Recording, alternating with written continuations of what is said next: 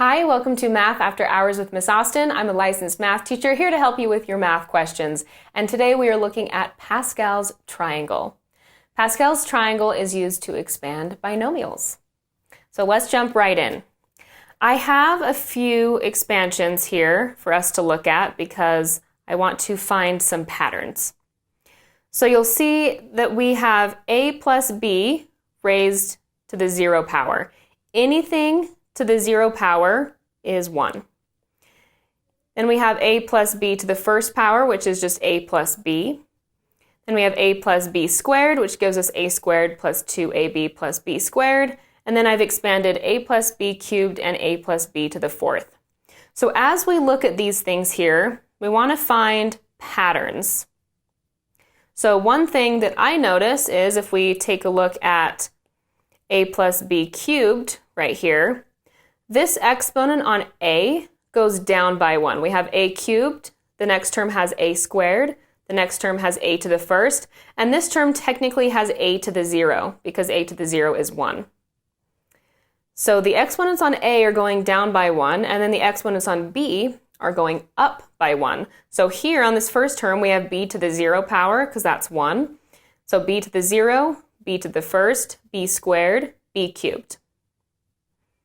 Okay, so that's this pattern we have when, if you were to multiply this whole thing out and combine like terms, we would see that. So if we come down and look at this triangle, this is called Pascal's triangle. This triangle right here contains the coefficients that you'll have in these expansions. So you start with 1 at the top, and that's because anything to the 0 power is 1, which we saw here. If we do a plus b to the first power, we have 1a plus 1b, so that's why on the second row we have 1 and 1. If you have something to the second power, your coefficients are 1, 2, and 1, which is what we have here, 1, 2, 1. Then, if the exponent is 3, we should have 1, 3, 3, 1, which we have here, 1, 3, 3, 1. To the fourth power, 1, 4, 6, 4, 1, which we also have in this triangle. So to build this triangle, what happens is you're just doing the sum of the numbers above. So let's take a look at this row right here. Along the outside, you always have these 1s. And then if we did 1 plus 4, that gives us this 5. 4 plus 6, that gives us this 10. 6 plus 4 gives us this 10. 4 plus 1 is 5, and then we have the 1. So let's build another row. This will be when n equals 6. I know the 1s are still on the outside here. And then if I do 1 plus 5, that would give me 6. 5 plus 10 is 15. 10 plus 10 is 20. 10 plus 5 is 15. 5 plus 1 is 6. So these would be the coefficients if we were doing, for example, a plus b to the 6th power up here. So I don't know about you, but when a teacher would make me multiply out like x plus y to the 5th power, it would get super annoying because you can easily make a mistake. There's so many terms. It's just a pain. So using Pascal's triangle and using those coefficients along with the pattern of those exponents increasing and decreasing, we can easily do that without actually doing any multiplying. So we're going to go through an example. We want to do x plus y to the 5th power. So because we have the 5th power here, I'm going to go up to that row 5 that we were looking at when n equals 5. And those are my coefficients. 1, 5, 10, 10, 5, 1. Now we're using x and y instead of a and b, but it's exactly the same thing. So this is our a here. This first term will start with the exponent of 5. So we'd have x to the 5th, and then the other term, y, will start with 0. And then the exponent on x will go down by 1, and y will increase by 1 with each term. So then we would have x cubed, y squared, then x squared, y cubed, then x to the first, y to the 4th, and then x to the 0, y to the 5th. So now we can just simplify this. This term would just be 1x to the 5th. You don't need to write the 1 as the coefficient, and y to the 0 is 1, plus 5x to the 4th y, plus 10x cubed y squared, plus 10x squared y cubed, plus 5xy to the 4th, and then plus y to the 5th. So this would be your answer if you took this x plus y and multiplied it by itself 5 times and combined like terms. This would be your answer. So now what we're going to do is try an example with a number in there. So we have a 4x plus y to the 3rd power. So since the exponent is 3, I'm going to go up to my triangle, and when n equals 3, these should be my coefficients, 1, 3, 3, 1. So I'm going to write that out, 1, 3, 3, 1. Now, this whole first part is going to start as 4x cubed.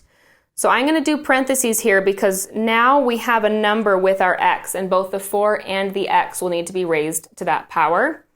And then we will have y to the 0 power to start with.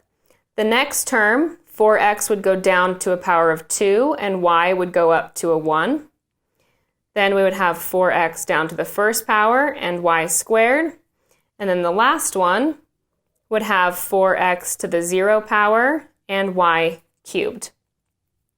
So you have to be a little more careful when you're simplifying this one, because if we look at this first term right here, this is going to be 1 times, then we have 4x cubed. So we're cubing the 4 and the x. 4 cubed is 64, and that's x cubed, and then y to the 0 is 1. So multiplying that all together, that first term is 64x cubed.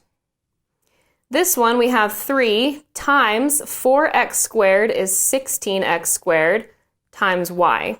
So 3 times 16 is 48, and then we have x squared y. Now with the next term, we have 3 times 4x times y squared, because 4x is just raised to the 1st power. So the 3 times 4 gives us 12x y squared.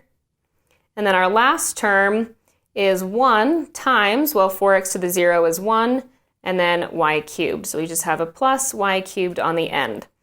So that means 4x plus y cubed is 64x cubed plus 48x squared y plus 12xy squared plus y cubed.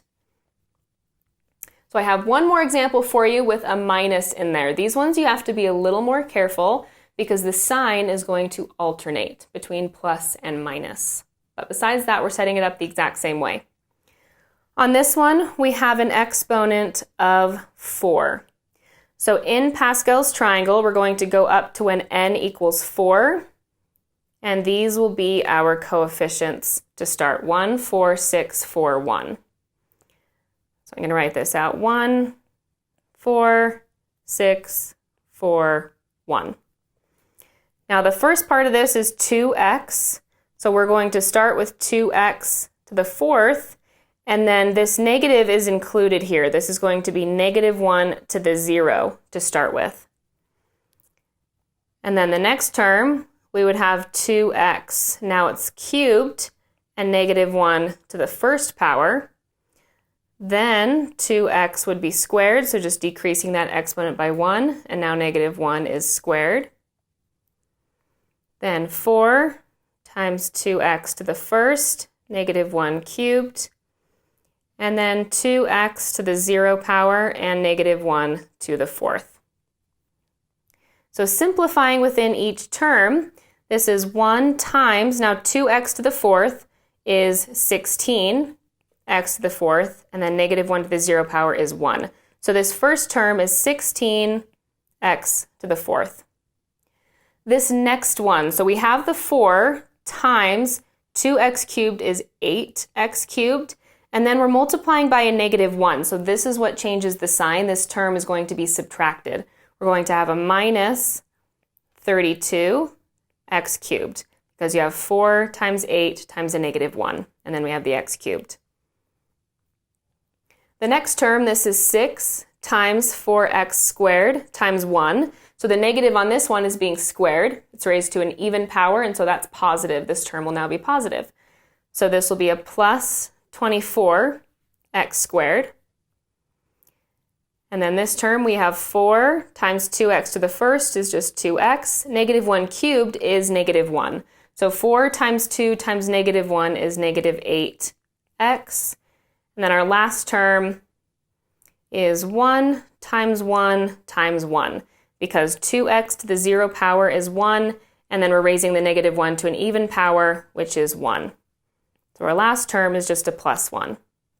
So our expansion is 16x to the fourth minus 32x cubed plus 24x squared minus 8x plus 1. So that is how you use Pascal's triangle. However, can you imagine if you had, let's say, x plus y to the 15th power?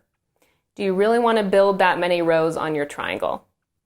It can become hard very quickly, depending on what the power is.